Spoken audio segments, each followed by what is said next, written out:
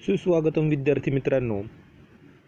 आज आपण विज्ञान आणि तंत्रज्ञान इयत्ता 10वी भाग क्रमांक 1 यामधील प्रकरण क्रमांक 3 रासायनिक अभिक्रिया व समीकरणे यांचा अभ्यास करणार आहोत.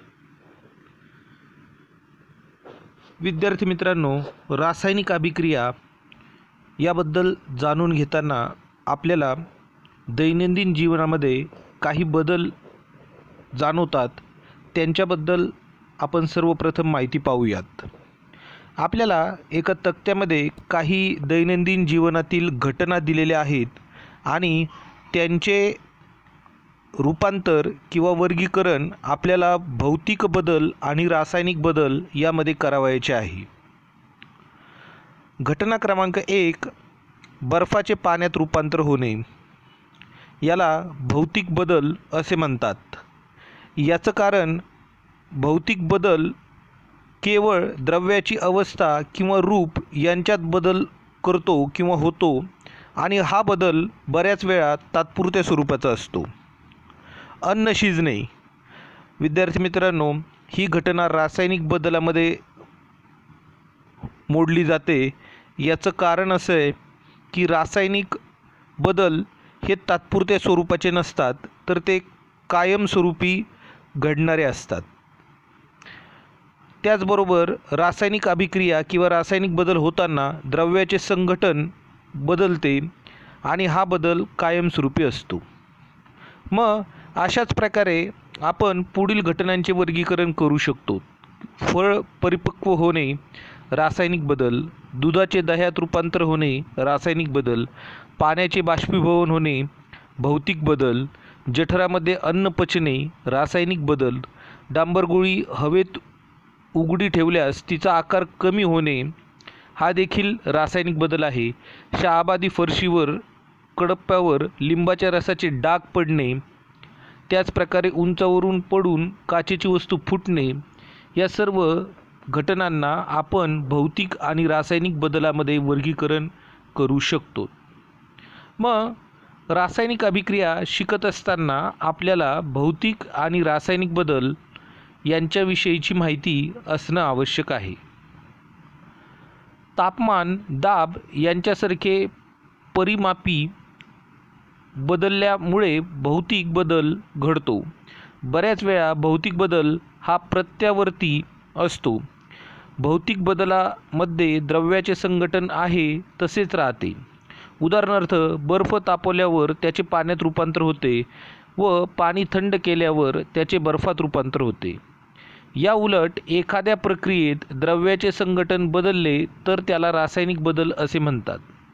जेव्हा एखादी प्रक्रिया किंवा घटना म्हणजे रासायनिक बदल आहे असे आपण म्हणतो, तेव्हा संबंधित द्रव्यात काही रासायनिक अभिक्रिया घडतात. रासायनिक अभिक्रिया म्हणजे अशी प्रक्रिया असते की जी घडताना काही पदार्थामधील रासायनिक बंधांचे विभाजन होऊन नवीन रासायनिक बंध तयार होतात व त्या पदार्थाचे रूपांतर नवीन पदार्थामध्ये होते. जे पदार्थ बंध विभाजनाद्वारे रासायनिक अभिक्रियेत सहभागी होतात त्यांना अभिक्रियाकारक किंवा अभिकारक असे म्हणतात. या उलट रासायनिक अभिक्रियेचा परिणाम म्हणून नवीन बंध तयार होतो. जे पदार्थ नव्याने तयार होतात त्यांना उत्पादिते असे म्हणतात. आता विद्यार्थी मित्रांनो, एक गोष्ट लक्षात ठेवा. रासायनिक अभिक्रियामध्ये ज्या पदार्थांचं रूपांतर दुसऱ्या पदार्थांमध्ये होतं त्या पदार्थांना अभिक्रियाकारक किंवा अभिकारक असे म्हटलं जातं. त्याचप्रकारे अभिक्रियाकारकांमधील बंध तुटतात व दुसऱ्या पदार्थाबरोबर नवीन बंध तयार होतात आणि त्यामुळे उत्पादिते तयार होतात. म्हणजे तयार होणाऱ्या पदार्थाला उत्पादिते असं संबोधलं जातं. आता यांनी इथं उदाहरण दिलेलं आहे ते म्हणजे कोळशाच्या हवेत ज्वलन होऊन कार्बन डायऑक्साईड वायू तयार होतो. ही एक रासायनिक अभिक्रिया आहे.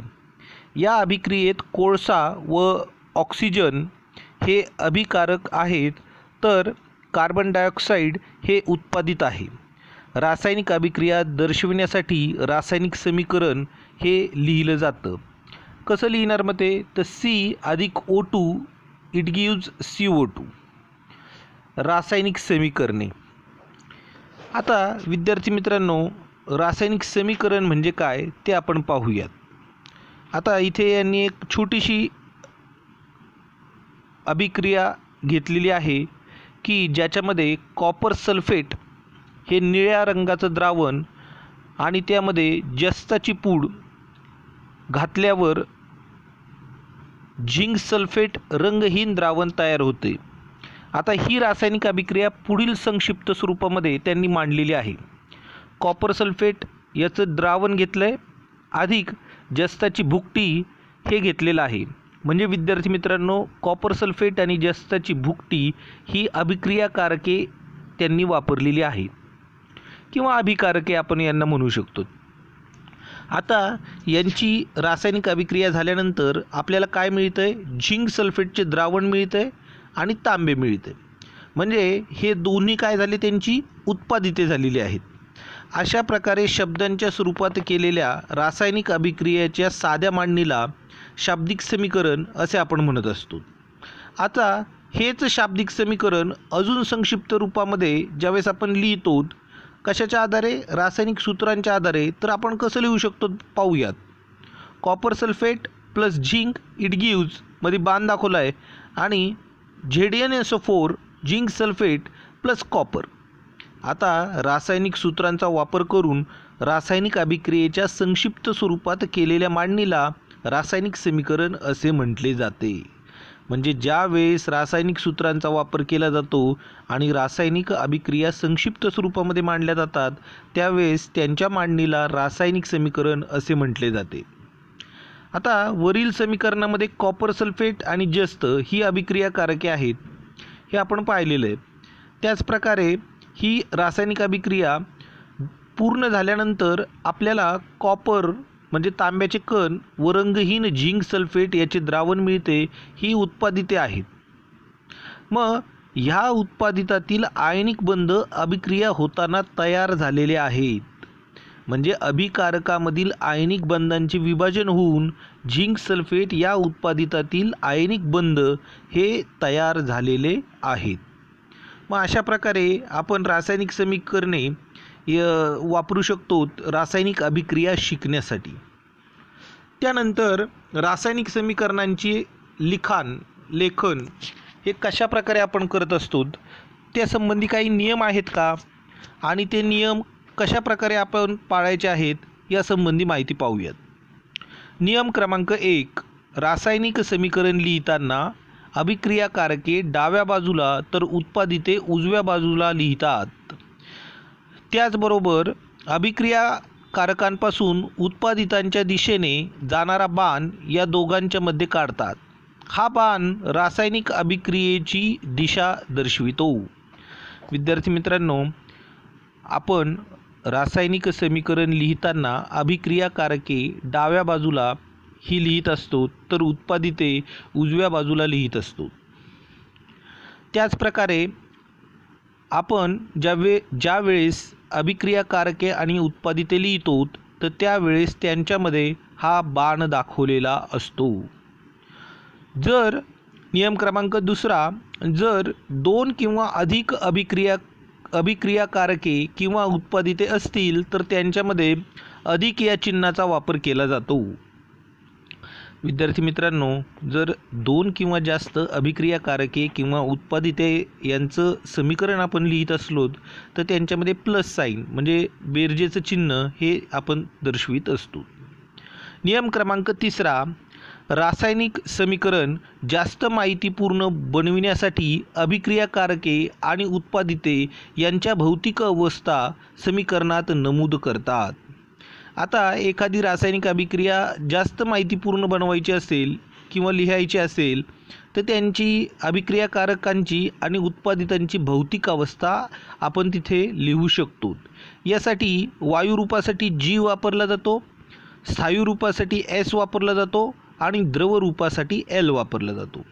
त्याचप्रकारे उत्पादितांमधून जर वायुरूप गॅसेस हे तयार झालेले असतील तर आपण ते लिहिल्यानंतर अपवर्ड डिरेक्शनला म्हणजे वरच्या दिशेला जाणारा बाण हा दर्शवत असतो. त्याचप्रकारे उत्पादितांमध्ये जर अवक्षेप स्वरूपात तयार झालेला असेल, म्हणजे सॉलिड स्टेटमधला तयार झालेला असेल, प्रेसिपिटेट तयार झालेला असेल, तर खालच्या दिशेने दर्शविणारा बाण आपण त्यांच्या शेजारी लिहित असतो. याच प्रकारे जलीय द्रावण जर असेल तर आपण ॲक्वियस AQ ही संज्ञा वापरतो. आता जलीय द्रावण म्हणजे काय? जर अभिक्रियाकारके आणि उत्पादिते पाण्यातील द्रावणाच्या रूपात असतील तर त्यांना आपण जलीय द्रावण असं म्हणत असतो. मग अशा प्रकारे ह्या नियमांच्या आधारे आपण रासायनिक समीकरणांचं लिखाण हे करू शकतो. आता पुढे पाहूयात नियम क्रमांक 4.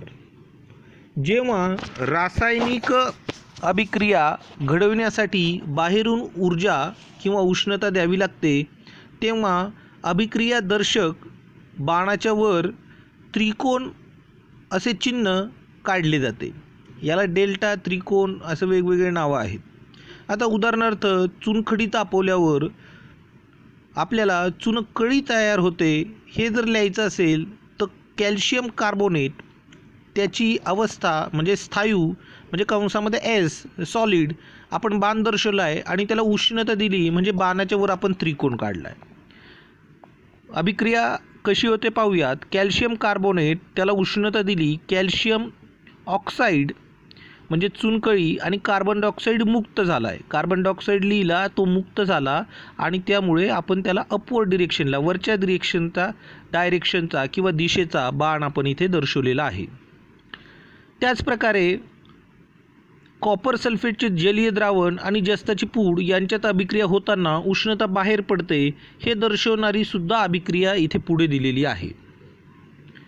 आता नियम क्रमांक 5. काही अभिक्रिया घडून येण्यासाठी विशिष्ट तापमान, विशिष्ट दाब, उत्प्रेरक इत्यादी अटींची पूर्तता होणे आवश्यक असते. अशा अटी अभिक्रिया दर्शक बाणाच्या खाली किंवा वर दर्शविता येतात. उदाहरणार्थ वनस्पती तेलाची 60 डिग्री तापमानाला निकेल उत्प्रेरकाच्या सानिध्यात हायड्रोजन वायूबरोबर अभिक्रिया होऊन वनस्पती तूप तयार होते. आता इथे पाहूयात उत्प्रेरक लिहिलेले आहेत. उत्प्रेरक म्हणजे काय की जे त्या रासायनिक अभिक्रियेमध्ये भाग घेत नाहीत पण रासायनिक अभिक्रियेचा वेग वाढवण्यासाठी ज्यांचा उपयोग होतो त्यांना आपण उत्प्रेरक असे म्हणतो. मग विद्यार्थी मित्रांनो, इथे उत्प्रेरकांच्या साह्याने काय केले जातं आहे, वनस्पती तेलाचे रूपांतर वनस्पती तुपामध्ये केले जाते.